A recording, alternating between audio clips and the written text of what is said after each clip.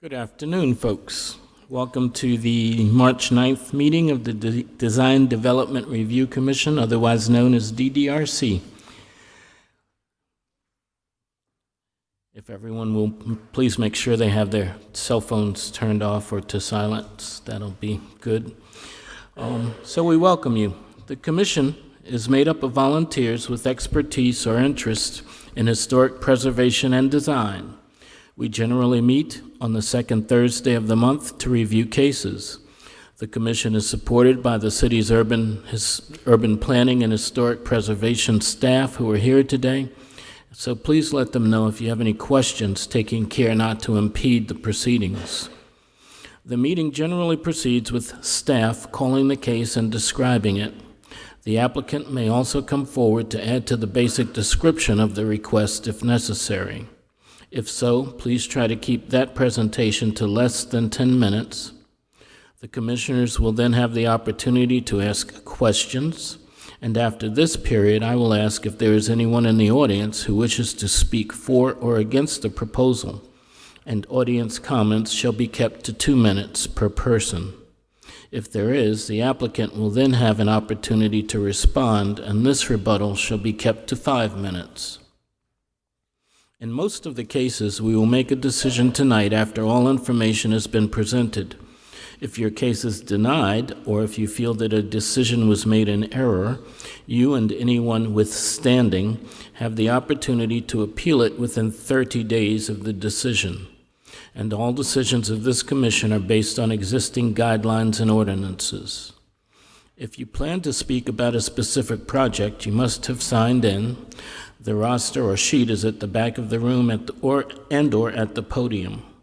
Please note that these meetings are streamed live, they are recorded and broadcast, so please use discretion with any information you choose to share in the course of the proceedings. All motions and decisions are made while applying all of the facts to all of the guidelines.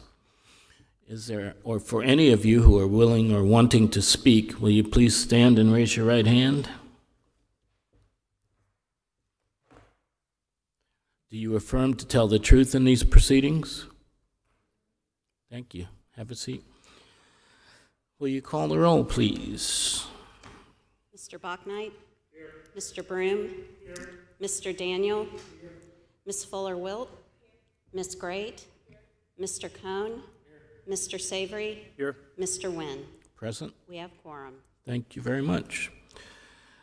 Does the agenda stand? We've had a few changes since publication. Actually, we've had a lot of changes since publication. Under the historic portion of the agenda, 801 Florence Street, a request for approval for a fence in Earlwood has been withdrawn. 1527 Gervais Street, a request for approval for new construction exterior changes and preliminary certification for the Bailey Bill has been deferred. 915 Lady Street, a request for approval for exterior changes and preliminary certification for the Bailey Bill in the West Gervais Historic Commercial District has been deferred. 1108 Queen Street, a request for approval for new construction in Old Shandon Lower Waverly has been deferred, as has 1222 through 24 Taylor Street, a request for design approval for exterior changes and preliminary certification for the Bailey Bill. 121 Lincoln Street, a request for preliminary certification for the Bailey Bill has been, and for exterior changes and an addition has been withdrawn. This is in the Whaley Street Protection Area. 1649 Main Street, a request for design approval for amended plans for the Bailey Bill project, which was previously approved, has been withdrawn. And 2418 Lincoln Street, a request for design approval for new construction in the Elmwood Park Architectural Conservation District has been deferred. Thank you very much.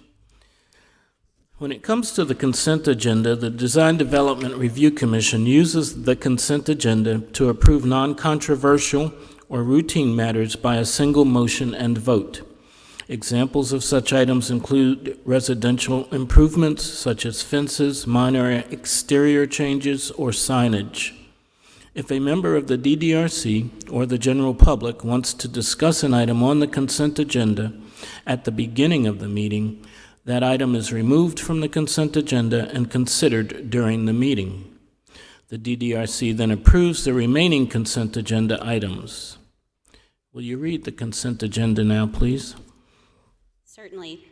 Under the design portion of the agenda is 2238 Sumter Street, a request for design approval for renovations and site improvements in the North Main Corridor. And under the historic portion of the agenda, 2714 Cypress Street, a request for preliminary certification for the Bailey Bill in the Old Shandon Lower Waverly Protection Area. We also have the approval of the minutes. Yes, the approval of minutes will go along with any motion. Is there anyone wishing to remove an item from the consent agenda? Is there a motion to accept the consent agenda as it stands? We have a motion to approve the consent agenda. Is there a second? We've got a motion and a second. Any discussion? Will you call the roll, please, for a vote? Mr. Bachnight? Yes. Mr. Broom? Mr. Daniel? Yes. Ms. Fuller-Wilt? Ms. Great? Mr. Cohn? Mr. Savory? Yes. Mr. Nguyen? Yes. Motion passes. Thank you very much, as well as the minutes of our previous meeting. We will now move on to the regular agenda, and our first case will be called. The first case is on the design portion of the agenda. It's 1101 Williams Street. This is in the Innovista Design District, and it's a request for a certificate of design approval for renovations to an existing building and site work. This project is a renovation of the existing office building at the northwest corner of Williams and Senate. The existing building is a monolithic 3-story structure with concrete and brick panels and minimal glazing. The building sits close enough to the property line, but unfortunately the street is not defined with a curb and gutter. Rather, the asphalt is continuous almost to the base of the building, with curb stops defining perpendicular parking along both street frontages. The parking is partially on the parcel and partially in the right-of-way. The proposal includes exterior renovations and site work, both on the parcel and within the right-of-way. The new configuration will include angled parking along both street frontages, new sidewalks, and a plaza at the corner, which will accommodate an occasional auto drop-off zone. And Karen Quinn, the architect from the Boudreaux Group, is here to present the case. Thank you, Ms. Statler. Ma'am, would you like to come forward? If you signed in? Very good. Please state your name and try to speak into the mic so that we can get the recording. Great. My name is Karen Quinn. I'm the project architect on this project for the Girl Scouts Leadership Center. I wanted to introduce two that we have in the audience today with us, Kim Hutzel, who is the CEO of the Girl Scouts organization, Mountains to Midlands for South Carolina, as well as Ed DeVore, their CFO. They're both present here. Briefly to outline a few key concepts to this project so that you understand some of the design changes that we've made to this building. The Girl Scouts have done extensive leadership on how they can influence through their programming the leaders of tomorrow, and those are the key areas they focus on are business enterprise, healthy living, the arts, outdoors education, and STEM. So those programmatic areas you'll see both on our drawings and some floor plan areas, as well as some programmatic things on the exterior of the building. This is truly a building that we feel will change lives for the better. Some of the girls who come to this building have never even left their county before. And so for them to come to a urban leadership center and learn how to be leaders of tomorrow will make a big impact on their lives. So one of the things that we wanted to do was give a huge wow factor when you walk up to this building. It's their first time in a city for some of them, and they get to experience all Columbia has to offer. So you can flip through some of these. So again, you see the site context, as Lucinda mentioned, on William Street. There's virtually no delineation between the street frontage and the site itself. These are the existing photographs. It's a very austere and foreboding appearance building with very minimal fenestration and very large expanses of blank walls.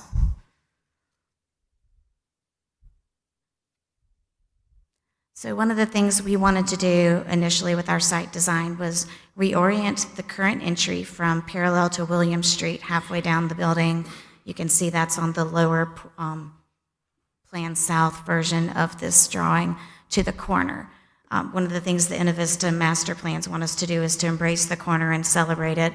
And so by moving our entry from the existing entry point to accenting the corner entry, we've created the wow expression for this building.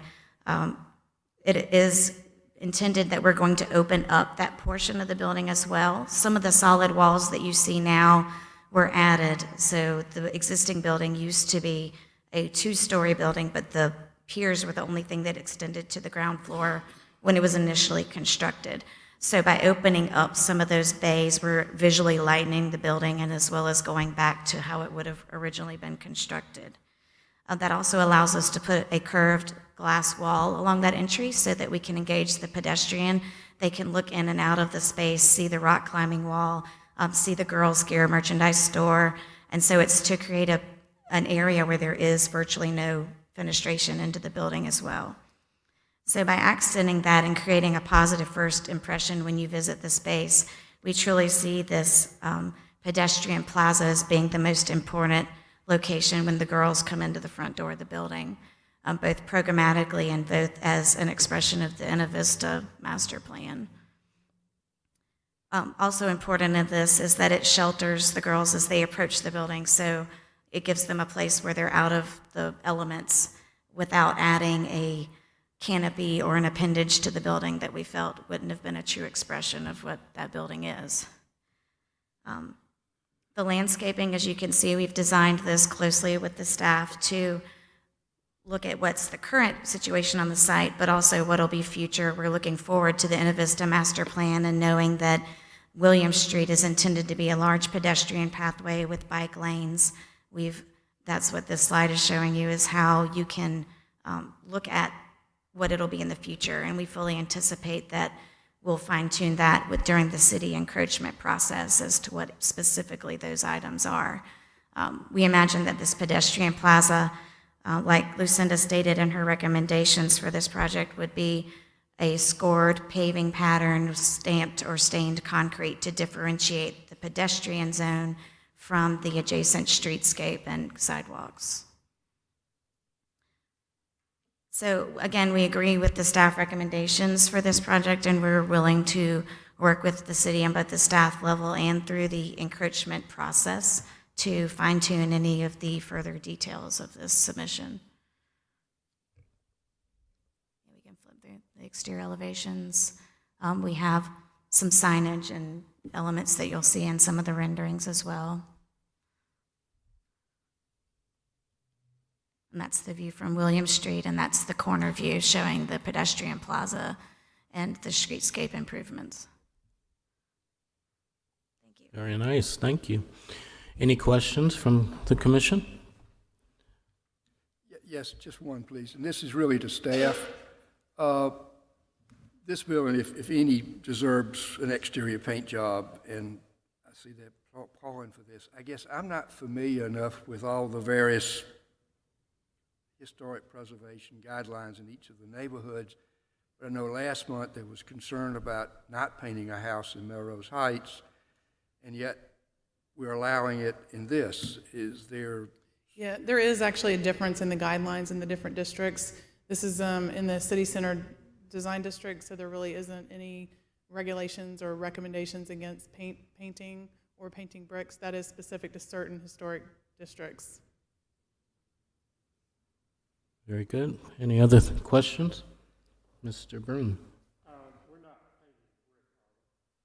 We are proposing to paint the brick, but a very neutral color. It's a gray color. The existing building is sort of a red colored brick, and so we're proposing to make the building appear more monolithic, to paint it a complementary gray color, the brick that's there, to visually lighten it and create that uplifting experience for the program needs.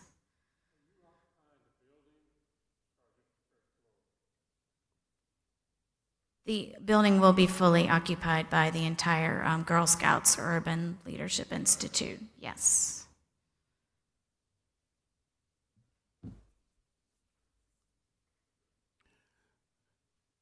Ms. Statler, do you have anything else to apply? No? Is there anyone here in the audience who would like to speak in favor or in opposition to this application? I have a question, actually one perhaps to you, ma'am. You mentioned that you're perfectly willing to work with the recommendations from staff. The entryway, as far as a drive-through, I know that's been addressed as a concern. Are you willing to adjust with staff to try to avoid that as a danger zone, quote unquote? We think that we can design it and come to a consensus on that. It is a occasional use drop-off zone. You can see in the rendering we have the bollards where they would be permanently in place unless it's for the Girl Scouts. In inclement weather, they need to unload underneath that portion of the building. So it's not a very large portion of the building. Only one car could be there at a time. It's very low as well, so we're not talking about buses or any sort of delivery vehicles pulling up there. It's more for just the occasional convenience of the owner having that ability to unload there. Very good. And in addition, have you had any discussion or thought of lighting, pedestrian lighting along the building's facade? We have not gotten into that detail yet. I know that the Girl Scouts wants a very safe building for the girls, again, being as opposed to a campsite where they would go and there's nobody around, they want to make sure it's a well-lit property. So we will explore as we move forward what the lighting is for the... Please, I think that would be wise to do with staff. Certainly, we'll coordinate, especially anything that is in the right-of-way. We'll be going through the encroachment process, so we'll work with them on the details, sidewalks, ramps, lighting. And then my last question is to staff. With the rounded glass front entryway, is there a requirement for any specific glazing as we normally would see with a retail frontage? Generally speaking, the guidelines do ask for clear glazing, which I believe it is. Yeah, it's just, glass has gotten so complicated. We don't measure it, I guess, anymore like the guidelines said to 20 years ago. With the light transmission, our understanding is that's not really the same way that architects talk about glass. But it is clear glass, it's not tinted or reflective, so that meets the intent of the guidelines. Okay, thank you. Let me follow up on one of these questions. The picture we're looking at right now, which I guess is Senate and William Street, is that also a handicap accessible entrance? I mean, do you drive in, and what I'm seeing here, is that a driveway that sort of goes through the front, or how does handicap accessibility at that corner? Right, so you ramp up, there's a 6-inch curb, and we're ramping up to that pedestrian plaza. You can kind of see that on the edge of the rendering, and then at that point, you're at pretty much the grade level. There'll be minor grade variances to get water and drainage away from the building, but at that point, you're conceivably at the level. What you're seeing is there's a 2-step as well, a football-shaped island that serves as a planter bed to protect the existing columns on the building so that they're not damaged, and to provide an amenity for the girls to gather on the front steps or others that want to sit. So to exit that, you drive to the west and exit on... Yeah, you would come in on the right side of that image and then exit on the left side. It's a one-way. Thank you. Okay, thank you. Any other questions? No? And there's no one in the audience who would like to speak for or against this proposal? Then we'll ask for a motion.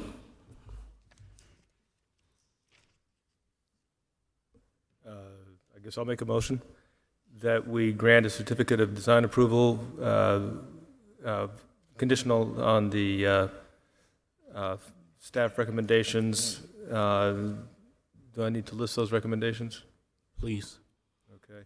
That the plaza surface be designed with a special surface such as pavers or stamped / colored concrete that complements the building and sets it apart from the plain concrete sidewalks and driveways.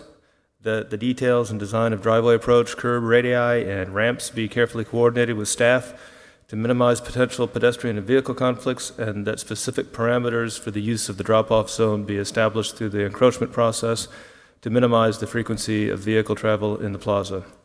Did you get all that? Thank you, Mr. Savory. Is there a second? We have a second by Ms. Great. Any further discussion? There being none, would you call the roll, please, for a vote? Mr. Bachnight? Yes. Mr. Broom? Mr. Daniel? Yes. Ms. Fuller-Wilt? Ms. Great? Mr. Cohn? Mr. Savory? Yes. Mr. Nguyen? Yes. The motion passes. Very good. Thank you, folks, for your presentation, and good luck. Our next case, I believe, is going to be presented by Ms. Walling. It is for 202 Gadsden Street.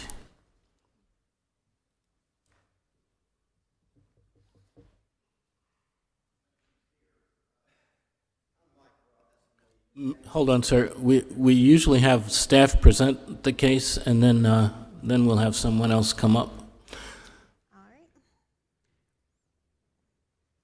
Okay, this is a case at 202 Gadsden Street, which is located within the Whaley Street Protection Area.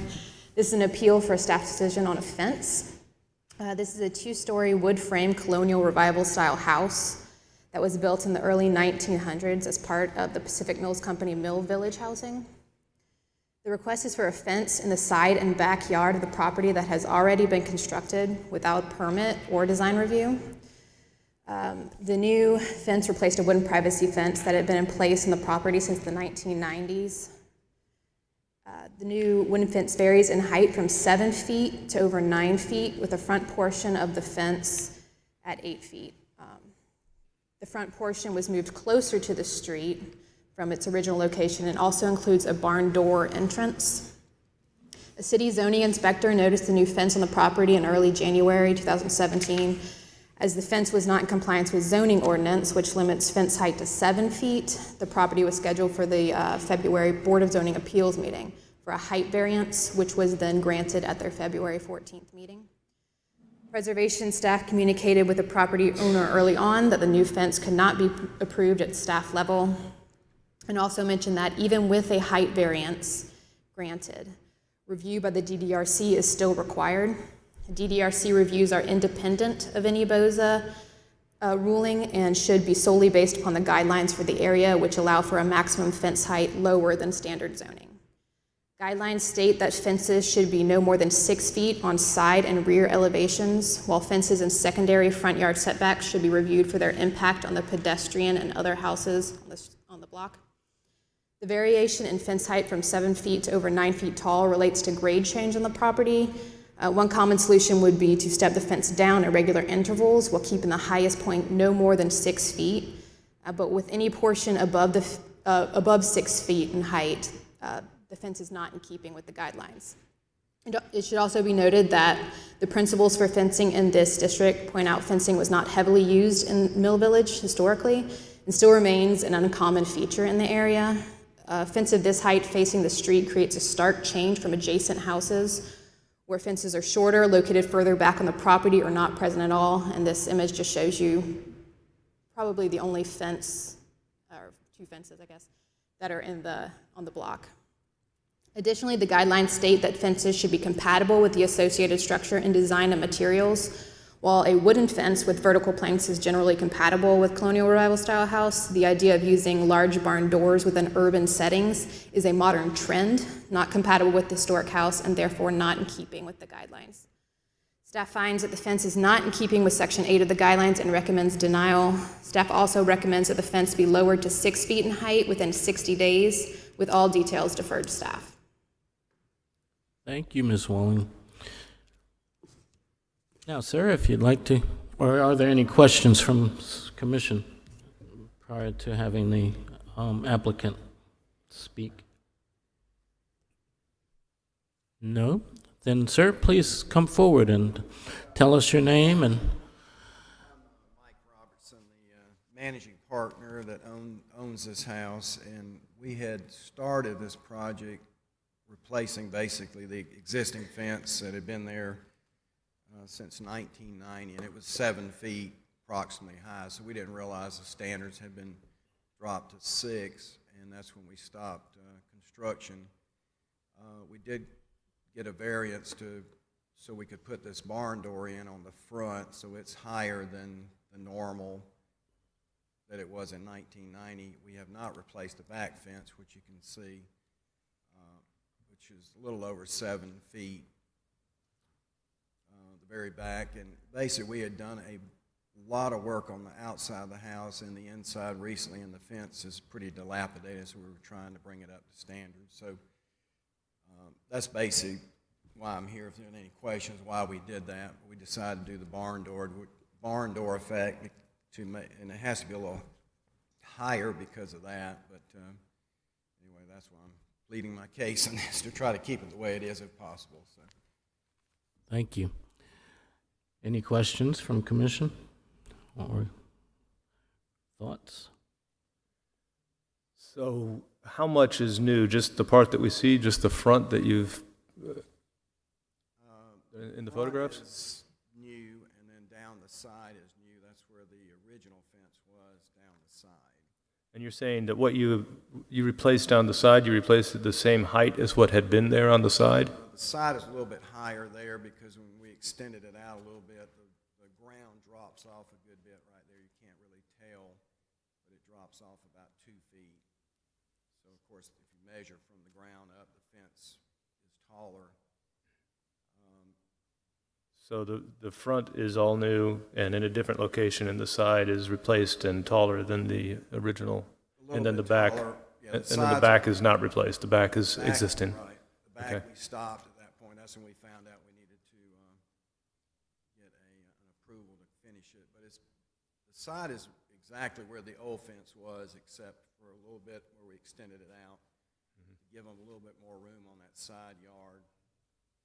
And the front is really the problem, I guess, is it had to go up higher, so it's 8 feet attached to the house.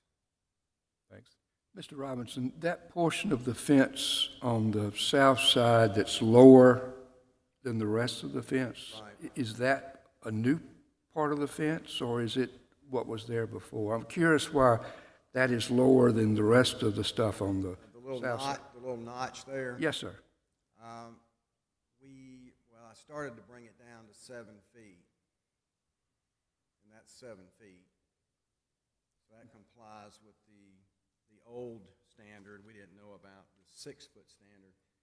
So I was thinking I could start lowering all that 7 feet all the way down the side, which wouldn't be a big problem. Okay. So that's why we stopped right there. So I got you. So the well, I intent better was, not do anything else until I find out what height it's supposed to be. so the intent was to continue to move towards the east with that smaller height. Right, Okay. right. The sides are easy to correct. If we could keep it at 7 feet, if we go to the front 7 feet, we probably have to go with a different door completely. I don't think that's going to work. So, and of course, we haven't started the back fence. The old back fence is a little over 7 feet.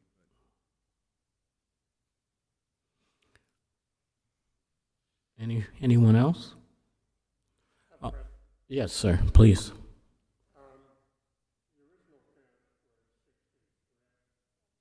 It's a little over 7.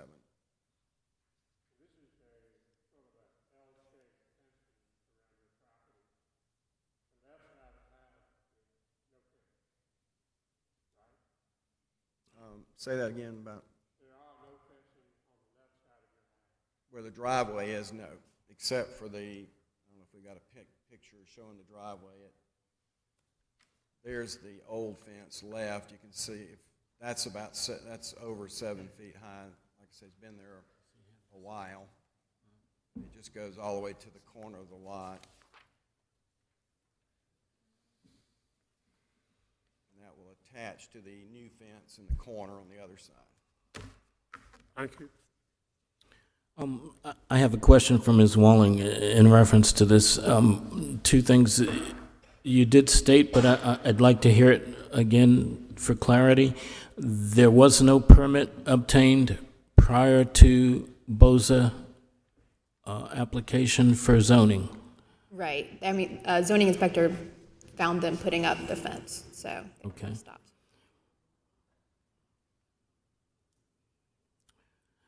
Is there anyone here in the audience who would like to speak for or against the application? Any more questions by commission? Okay, we thank you, sir, for your presentation. If there's no further discussion, I'll ask for a motion.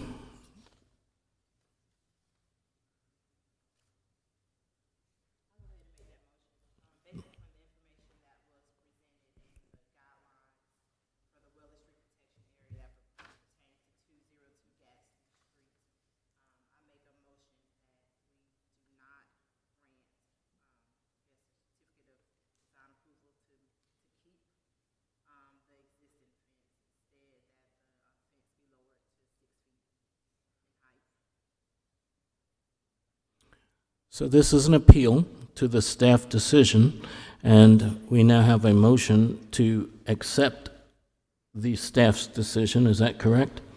Thank you. Latoya, did you cite the guidelines, the section? This would be for Section 8. Very good. So once again, now for clarity, we have a motion to enforce the staff's decision to deny the fence, which is not in keeping with Section 8 of the guidelines. Is there a second? Second. We have a second. Any further discussion? There being none, would you call the roll, please, for a vote? Mr. Bachnight? Mr. Broom? Yes. Mr. Daniel? Yes. Ms. Fuller-Wilt? Yes. Ms. Great? Mr. Cohn? Yes. Mr. Savory? Yes. Mr. Nguyen? Yes. The motion passes. Thank you very much. We have a motion to deny the appeal. We'll move on to our next case. I believe it's 1807 Innery Avenue. Yes.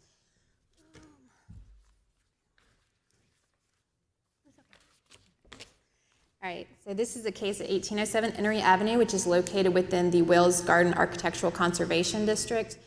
This is a request for certificate of design approval for an addition. This is a brick veneer house built circa 1920. Its overall form is a two-story central block with one-story wings. Whoa.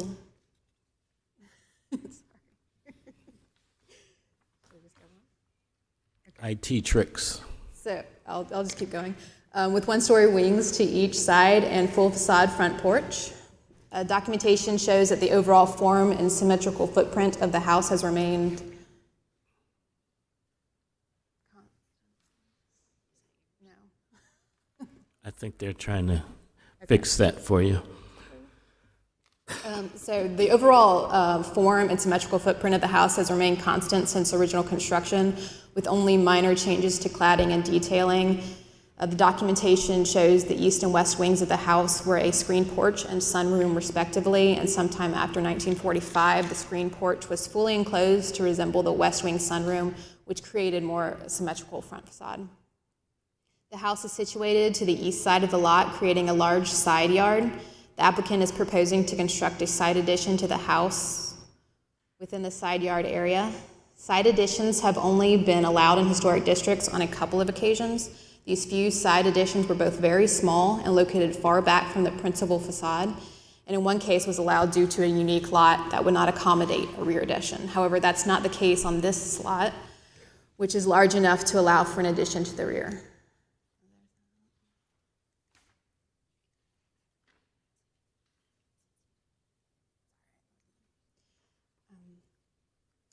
So the overall form of the proposed addition mimics the form of the house with a taller central block flanked by wings and would add approximately 838 square feet to the house.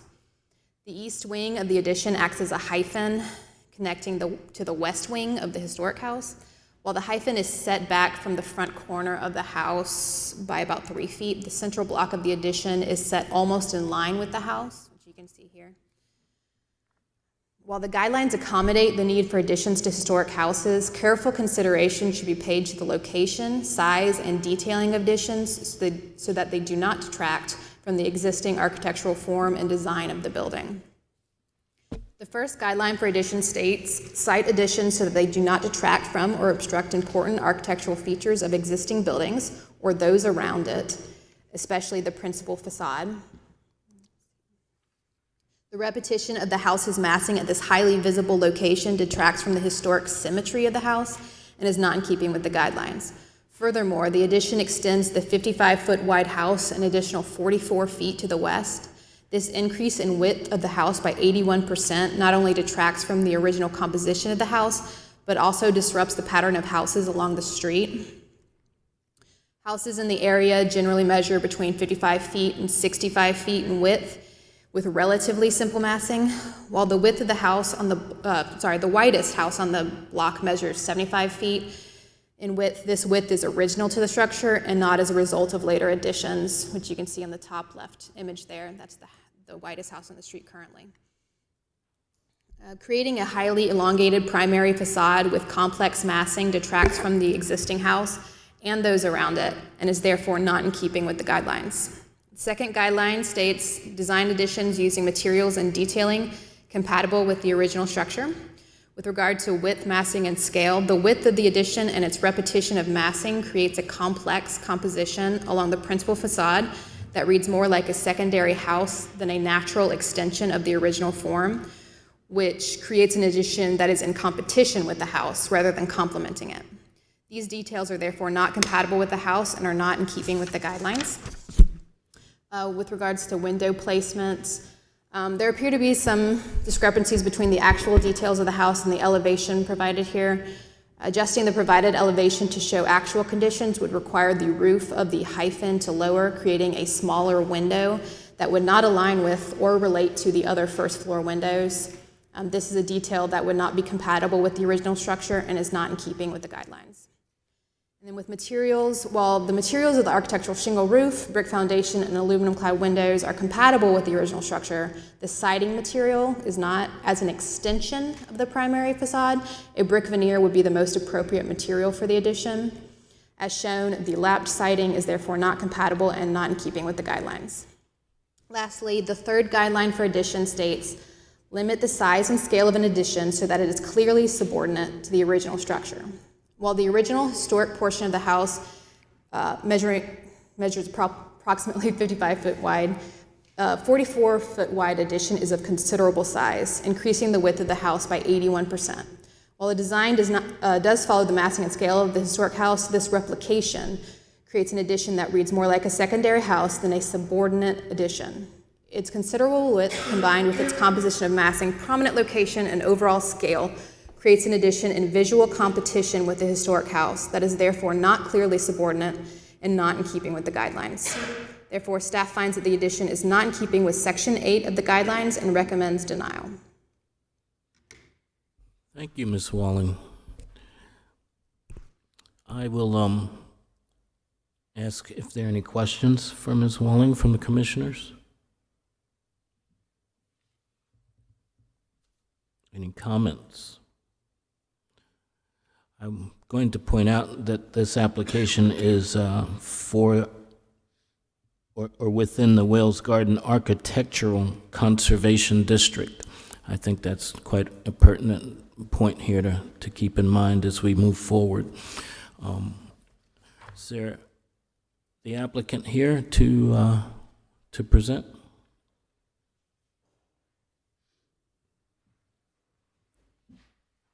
State your name and please tell us what you have. Absolutely. Have these materials been reviewed, sir, or ma'am, by staff? They have not, no. Okay, we're going to ask them to give us a quick review, please. Thank you.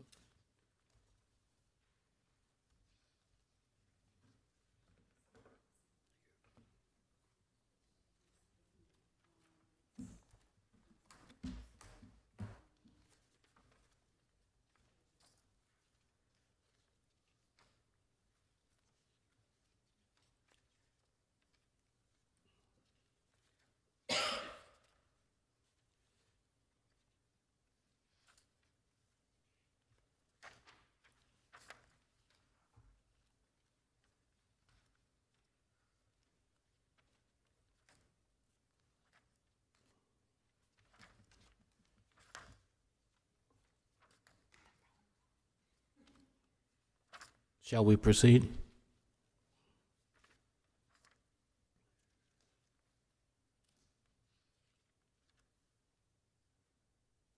You ready? Yeah, okay. Please, state your name and sorry for the delay. That's all right. I'm Ashley Scott, President Architect with One by One Design, and here on behalf of Tommy and Hope Johnson, the owners of the property.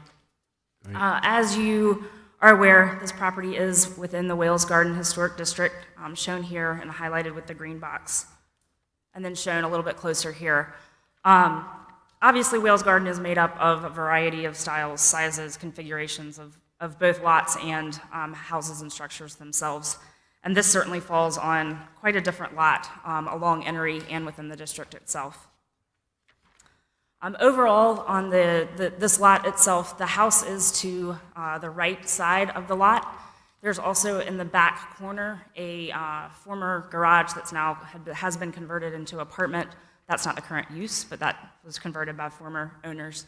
There is a pool and also a covered pool area.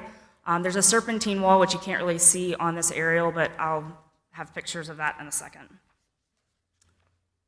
And then this is the street view of the house. So some of the other pictures that we see of just the house straight on are a little bit misleading in terms of the size and the scale of the lot and the layout. The far side, so pretty basically the left edge of the car, is the far side of the lot, all the way over to the other side of the house.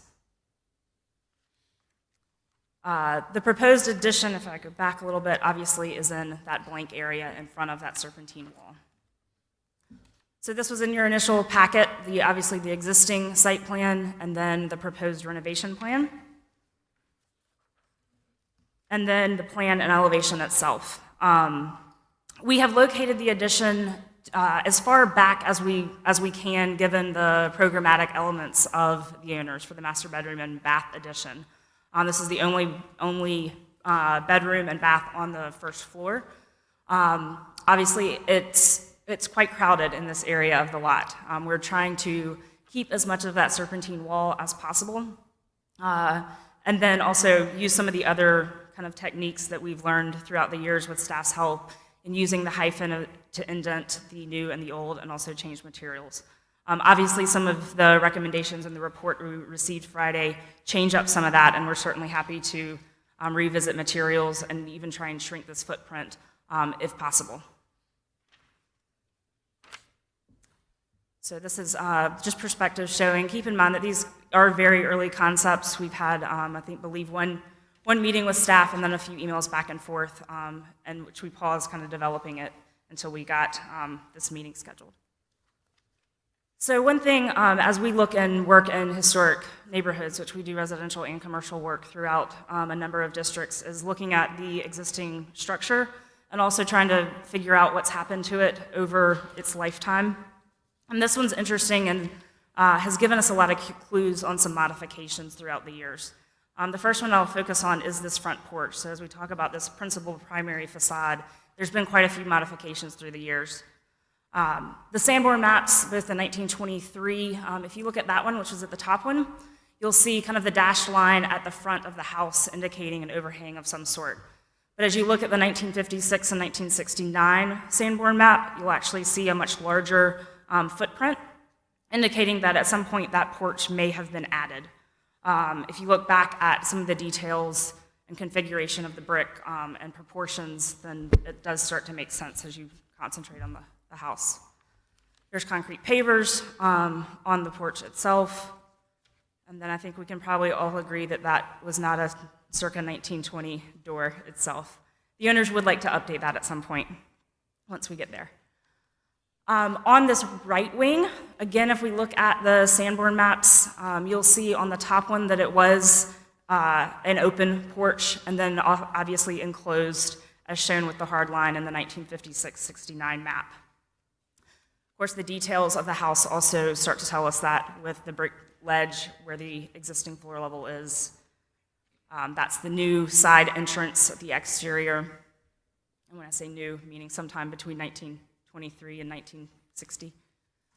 And then obviously from the interior, we see the existing brick wall, exposed brick on the interior, and then the infill work.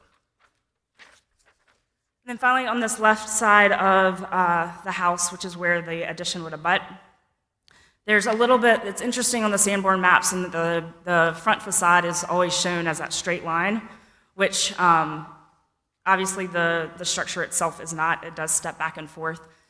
It shows on the top map that the left side, or the right side, that which we were just talking about, did step back, and then it's all in line in 1960. We really don't have any information one way or another whether something was reconstructed, but we do have some information as we look at the windows on the corner of what was the sunroom. We look at these two. There's obviously two different sets of details in those windows, so we know there's been some modifications basically to all three portions of that main house. These are the interior, in which there's different glazing, actually a little bit different color as well. So, and then just in general, some of the other things around the house. This is the rear of the house, so you can see areas of infill, areas that have been changed and modified. This is at the double doors leading out of the dining room, which obviously you can see some work has been done there. Some additional infill, floor levels. And then this is the serpentine wall, which we know, according to some of the owner's research, was extended in height somewhere in the 1960s. We don't know whether the wall was original to the property or not. We don't have a date on its construction. And then this is what was the garage that obviously has been infilled. So that kind of takes care of some of the modifications and some of the changes of the house over the years, which is certainly something to consider in this case. We also understand the comments about the length of the addition. Obviously, we're on a double lot here, where a lot of the other lots are single lots. But we also took a good bit of time just walking through Wales Garden and looking at some other examples of houses with different styles, modifications, things that appear symmetrical in plan but aren't in elevation. And there's a number of examples in the packet that you have. Many of these houses do start to sprawl on these larger lots and start to step down in different massing of elements. So I'll flip through these quickly. At the end of this, the owner has actually supplied some pictures as well with addresses that they have gathered in their research on the house as well.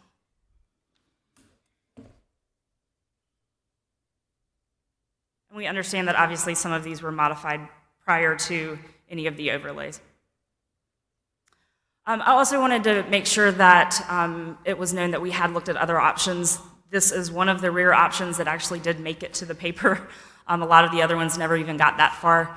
This one cites a rear addition towards the right of the house, which really pinches the driveway. It also makes it's very complicated coming off of the back sunroom into an addition of any sort. As we start to look at any rear addition, obviously it's to the north of the building, which is going to block any of the natural light that's indirectly coming in, which happens to be the dining room, the kitchen, and an eating area as well. We also looked, I'll flip back to this, it's not on paper, but we also did look at a center rear addition. It becomes, again, very complicated. This piece right here, this jut out, does appear to be original based on the Sanborn maps, so any addition coming off of the back would obviously have to either modify or potentially demolish that piece. All the utilities that have basically modernized the house over the years also run up and down the back of the house. So certainly able to relocate them, it's not impossible, it just adds to the expense to the complexity. This one's coming from the second through the little jut out. The stairwell is also located directly in the center of the house. So anything coming off that back in a more symmetrical way cuts up that backyard, but also we obviously don't want to come off the mid-level of the stair and create a split-level house. There's also bedrooms on the second level on either side of these, so if we were to try to get access through one of those bedrooms, we have to enlarge the addition in order to compensate and add another bedroom, which is needed by the family. These were some other options in terms of siding. We're very open to any suggestions on materials, on massing, on windows, any of those elements for this addition are certainly up for discussion. You will have, there in the packet, there are letters of support, and these were emailed as well to Rachel. So these are just some of the dots of, obviously the blue line outlines the property. The dots outline or indicate the letters of support that you have in your packet. And then finally, I put the original proposal back up here. We do feel it's a unique situation. It's a unique lot, both in size and just the restraints of what's there that we're trying to work within. It's a wonderful house, but one that has certainly been modified quite a bit over the years. A side addition is by far the preference of the owners, which is why we are here. And it does start to make a lot of sense once you get into the details of what's going on the overall site and within the house itself. It also places the master suite on the ground level, which is important to the owners as they want to live out their lives in this house itself. As I said, we're more than open to any suggestions in working through the details to make this the best possible solution in the long run. So I know normally I'd bounce it back to questions. Tommy Johnson is here and would like to speak. If now or later is the option, y'all just let me know what works. Just let me ask if staff has any additional comments in light of her presentation. Yeah, I would just note that, Wales Garden doesn't have any type of regular pattern of lot. So every lot is really different. And I would say the lot right next door has a large side yard. There's a lot on the opposite block that has a large side yard. So it's not unusual for Wales Garden. They're very irregular lots, as you can see there.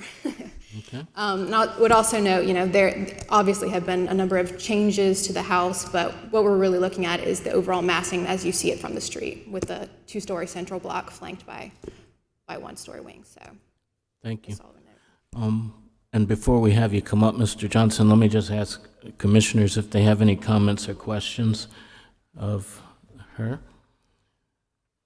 Ms. Scott, Yes. what is this proposed setback of the office and the bathroom from the main house? Is it 3-4 feet? Because Great question. There's the two parts, and I'll flip to the plan. Okay, so the new hall in the office, which really we're open to that being reduced in length or width as it needs to be.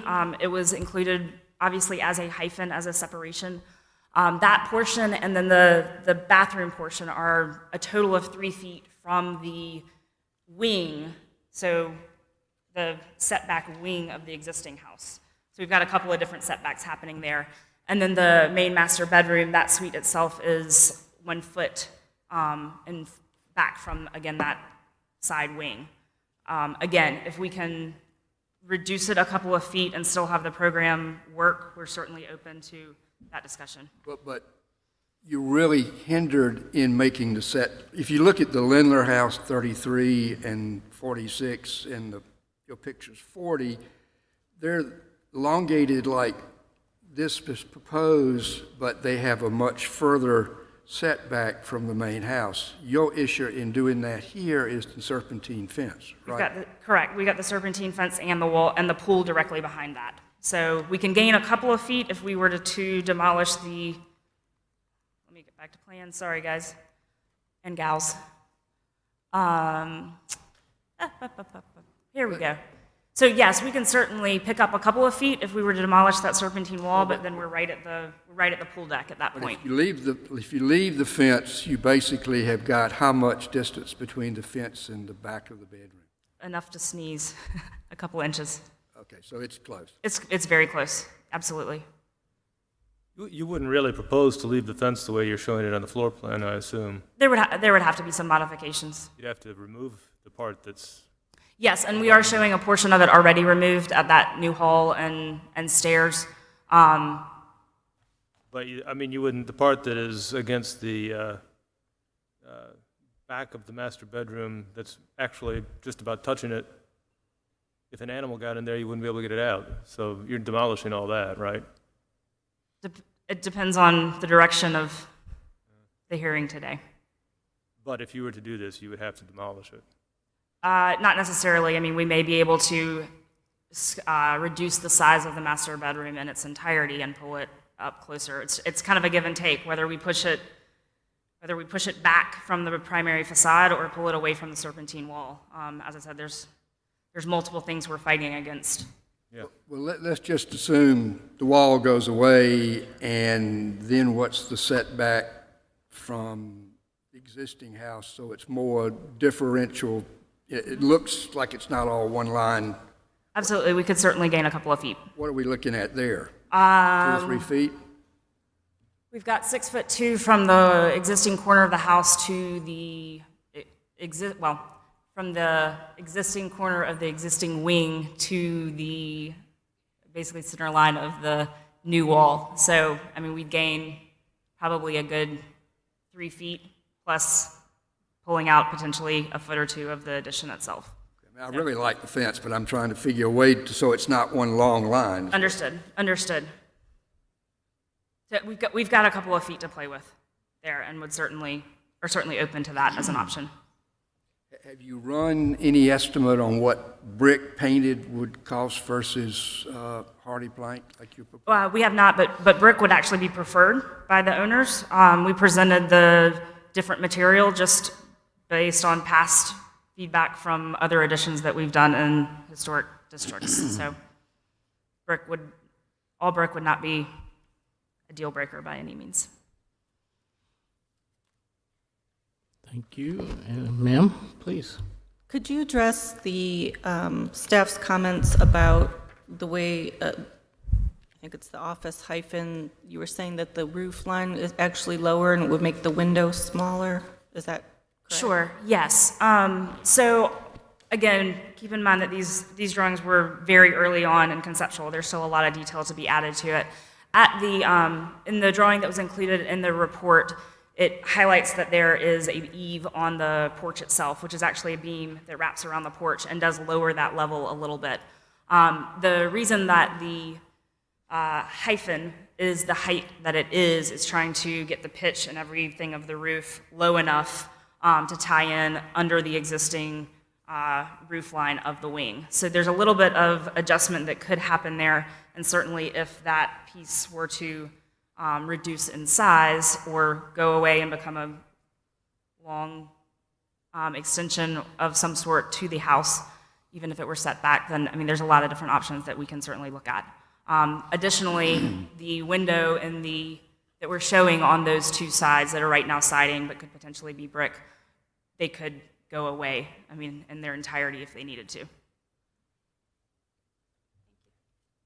Mr. Broom. The existing building is brick joints, as you can see. Are you planning to do the same for the addition? So we would be willing to match if that were the recommendation of the staff, or if we needed to differentiate that and that was the way to differentiate the new construction, then that's certainly an option. Sure, I heard that. Okay, thank you.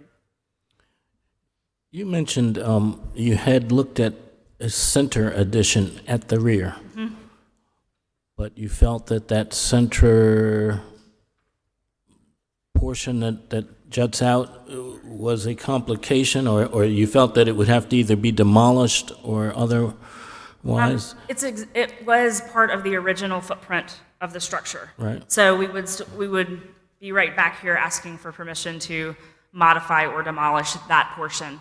And I'm sorry to interrupt. You don't think it could be incorporated into a design as such? It could. I mean, if we were to connect to it, then it obviously would be changed in its configuration. Let me get to that portion. Sorry again. All right. There we go. So there's that. There's also on the other side of, there we go. There's actually a protrusion, even more adding to the complexity of those roof lines in that rear as well. Obviously, those are the dining room doors that flip out, but that whole thing protrudes out. So, I mean, there's certainly some options as we look at the plan itself, though. This was the side addition and the rear addition to the far side. As we start moving that over closer to the pool, we really pretty much eat up a majority of that backyard, and the pool would be in shade a good bit. And staff, correct me if I'm wrong, but I think you're concerned about removing that projected piece on the back wouldn't be an issue for the DDRC. It's not in sight. It's not, the building's not, unless you're using public monies, which I doubt. No, this is not a Bailey Bill project. There's no or- issue. So, I don't think that would be an issue. I will say I was very intrigued when I saw the scheme that we're looking at now, and I'll be very forthright. I think that you do very good work. I know your work. I think that's just we're just trying to put too much house in a very small amount of space between the Serpentine wall and the street, and it's kind of, honestly, I think it's kind of clogging the works. It's just difficult to put that much built real estate, I think, in that small area. I know I'm very familiar with the spot. The other thing I think that's just difficult is that I don't want to update my carrier settings right now. The other thing I think that's just difficult is you've given us some very good examples of houses that have had additions put on them, specifically these two that are on Saluda. I think they've done them well. In both cases, they put them around the side from the principal facade, and the additions they're clearly subordinate to the original house, but I think more to the point, they were also done before it was an overlay district. That changes everything. So I think that I appreciate your effort to create a hyphen to separate this piece from the original house. I have a difficult time justifying in my mind that it's not a very, very significant change to the street to the street front. And I appreciate the letters that were written. Many are my neighbors. I think the problem that I'm having is one architect comes along and does something like this and tries to very sensitively do it, but it's still difficult to see it placed there and to have it kind of stuffed up against the fence. But it sets a precedent in an historic district, in an overlay district, that the next person that comes along to do something, there's already a precedent set. It makes it more difficult for this body to essentially protect the guidelines that the neighborhood voted for. I think it's a really tough problem to stuff that much real estate into that spot. Now, I understand, and like I said, I mean, there are opportunities to reduce the size that we would certainly be willing to do. And I think through some of the information that we provided, it is a unique case in this lot. A lot of them can only accommodate a small side addition or a rear addition. So this is certainly, as we look at the... Well, I might add myself, I agree with Mr. Savory's comments for the most part. I think you're fortunate, sir, and ma'am, in having such a depth of a lot to which you can provide your addition and additional family living space. The options, whether it be center or to the north side or edge of the building, certainly would be more in keeping and allowable, perhaps, as would be the word, in terms of the guidelines of Section 8. If no other commissioners have any, or Mr. Ms. Scott, have you Daniel. run the numbers? You've got the garage apartment behind it. You've got the parking for the garage apartment. Where is this addition, if it goes in the center or the right, where does that go in relation to the parking for the rear garage apartment? It essentially cuts it off at line. We don't have it quite shown on, it becomes a very skinny, to the side, a side addition, a side rear addition, however we would like to say it. Certainly very much, I mean, that's the 5-foot setback that's shown at the top of that. So we're left with very little real estate back there while trying to maximize what's left of the backyard. So it becomes a little bit more difficult from the apartment side of things and from obviously ingress and egress just on the lot.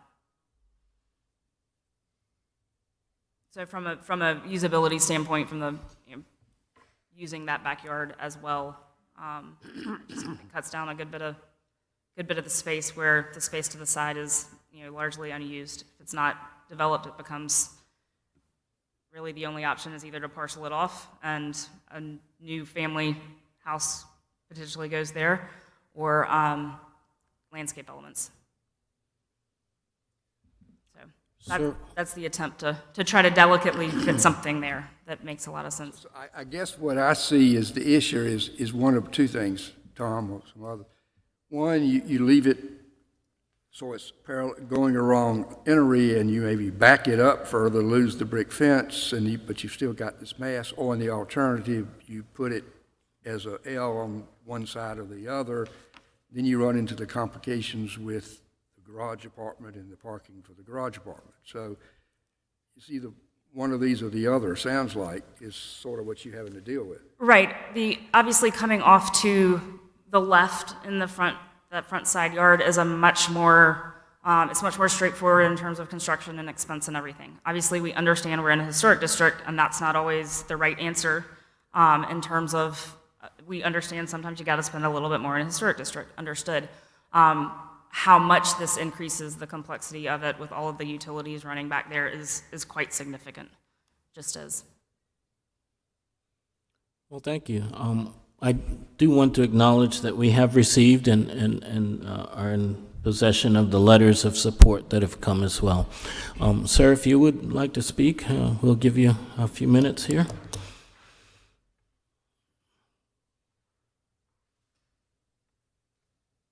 I want to thank Ashley for her hard work and dedication to this project. My name is Tommy Johnson. I'm the homeowner. My wife, Hope, is with me today. We acquired this home last year. I think we closed on it on May or June. We've been in the city for 20-plus years. We lived formerly in the Hollywood Rose Hill neighborhood, so we're certainly very familiar with preservation and historical design. We have a deep appreciation for that. And we certainly, when we engaged one-by-one design, to date, we've spent a lot of time and personal financial resources in trying to develop something that is functional for our family and also representative of the district. A few things that I've noted in the Wales Garden Conservation District. The purpose is to protect the beauty of the city and to improve the quality of its environment through identification, recognition, and among other things, enhancement of areas.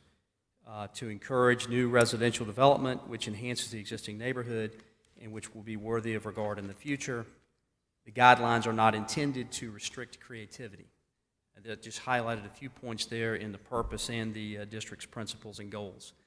And the charge that we gave Ashley in one by one was to develop a master suite that the house doesn't presently have that would allow us a true bathroom, modern bathroom with modern closets, and a little more elbow room that we could grow into over time because we do plan to be there forever. And the one thing that I think we've talked about a little bit today is that we do have this open landmass to the left of the house. It's roughly 65 feet to the property line from the existing wing that was added on sometime later as identified in the Sanborn maps. In my opinion, this looks like a missing tooth on the landscape. It's an open lot that really serves no purpose other than to grow grass. And in my opinion, it calls out for a need of improvement. And we are certainly open to modify the additional bedroom and bathroom that we had in mind. What's presented here today was primarily a wish list, and we're certainly sensitive to the comments that the staff has made, and we want to work in partnership with them to come up with a design that is in keeping with win-win for everybody, so that we want to accommodate these comments. And that's the very reason why we engaged an architect at the outset to put together something rather than to go into this thing uninformed and undisciplined. So we appreciate your time, and I'm happy to answer questions, but that's really kind of my observation is we've got a piece of our property here that from what I'm hearing here today, we have very limited options for, and I'm very willing to work with the staff to put something together maybe a little more minimalist, but achieve an opportunity for a living space, particularly a bedroom with a bath in that area. That's really all we are interested in. Thank you, sir. Thank you. And we appreciate your willingness to work with staff and your appreciation of what they're doing. Any questions of Mr. Johnson? Any further discussion or comments from staff? Okay, I do have a question, Mr. Johnson, and of staff as well. You first, sir. We will entertain a motion shortly here. The possibility, you say, is that you would be willing to work with staff on adjustments or a reapplication, if you will, with a change in design in the future? Okay. Staff, is that something that we should consider going into a motion or no? I know that we have to provide for a motion and a decision on this particular application, but we would need to do so without any further recommendation. That's my question. I'm sorry. Would you repeat that last bit, please? As we make a motion and a decision on this particular application, noting the applicant's willingness to make further changes, would we need to make this a decision without any further recommendation at this time? I think the sheer mass coming off the side of this house this far forward is something that we're having a lot of difficulty reconciling. So I think any further attempts to work with that should come back before y'all. I'm not sure staff would be comfortable approving. I might add my thoughts and maybe even clarification to Please. your question, which is that I think that whatever decision, however it goes forward, I think there would probably need to be enough modification that it would need to come back before us. So I think that what that results in is a denial of the certificate request, because it'll have to come back. It's just too much. Whatever it would be too much for staff to make the decision without it coming back before us.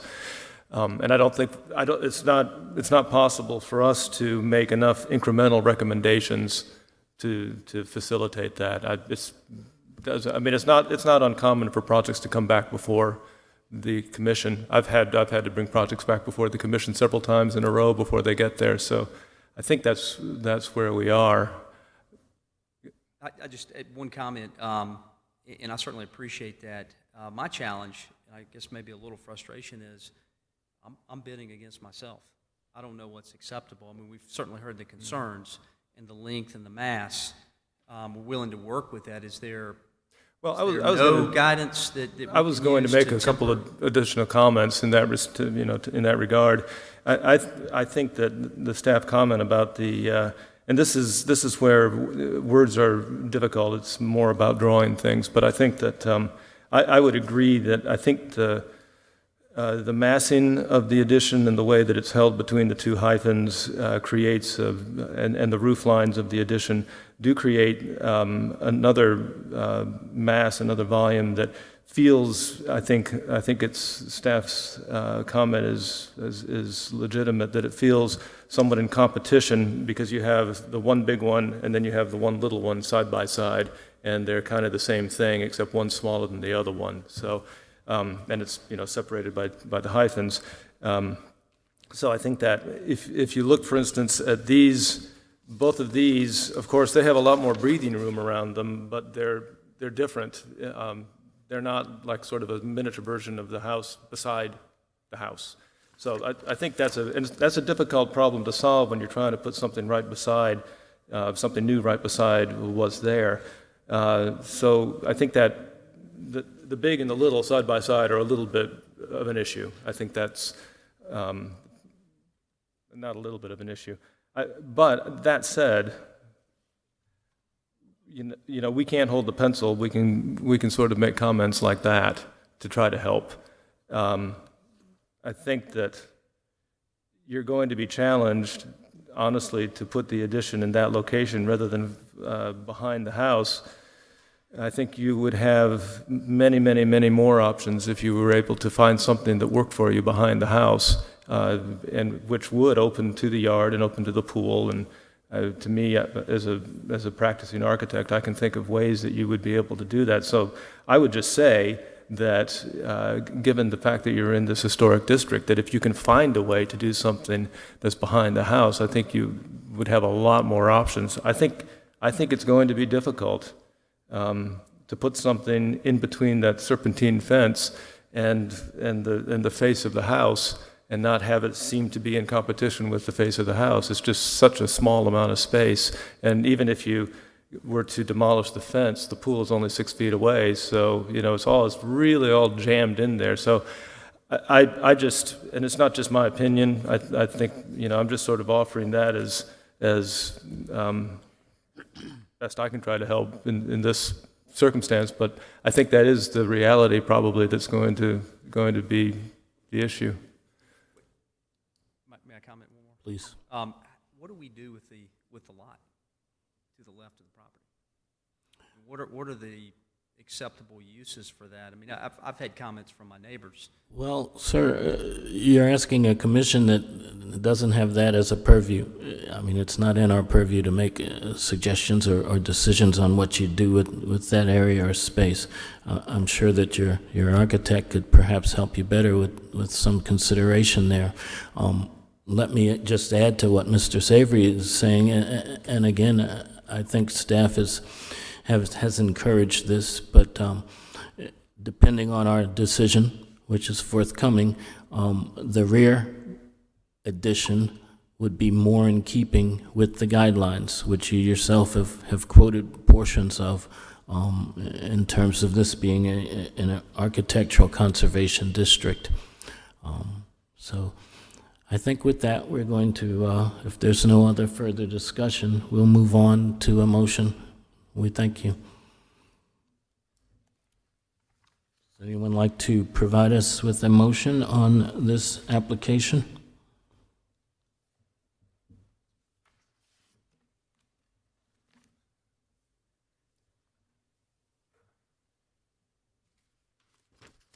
Okay. And I'll preface it by saying, welcome to the neighborhood. I'm very happy to have you there, and you have a very good architect. But we have the process that we have. So I'm going to make a motion that we deny the application for, I just lost the words. 1807.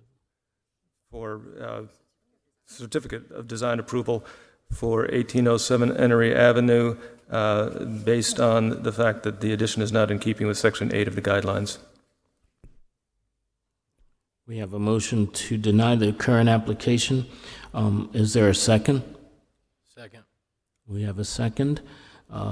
Is there any further discussion? There being none, will you call the roll, please, for a vote? Mr. Bachnight? Oh, I'm sorry. He's gone. Mr. Broom? Yes.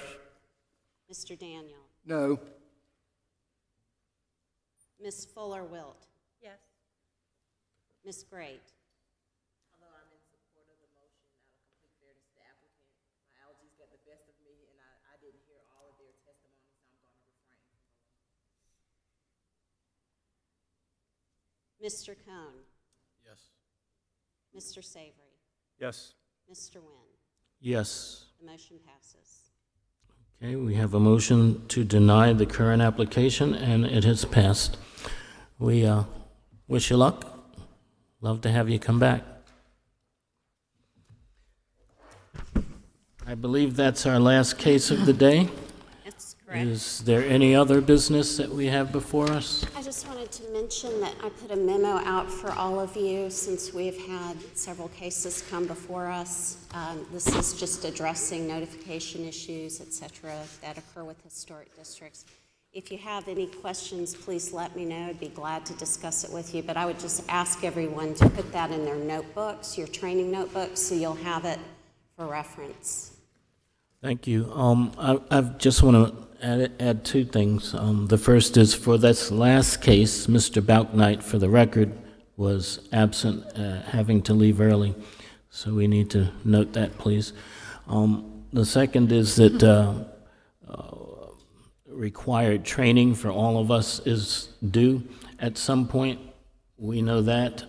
What had been pre-scheduled with the COG at some point has been canceled, and we Yeah, will and be we'll- rescheduling. We'll be back in touch with y'all for that training. Thank you. Okay. We thank you. No other business? Is there a motion to adjourn? We've got a motion to adjourn. Is there a second? We've got a second. All in favor, say aye. Aye. Aye. We thank you, guys.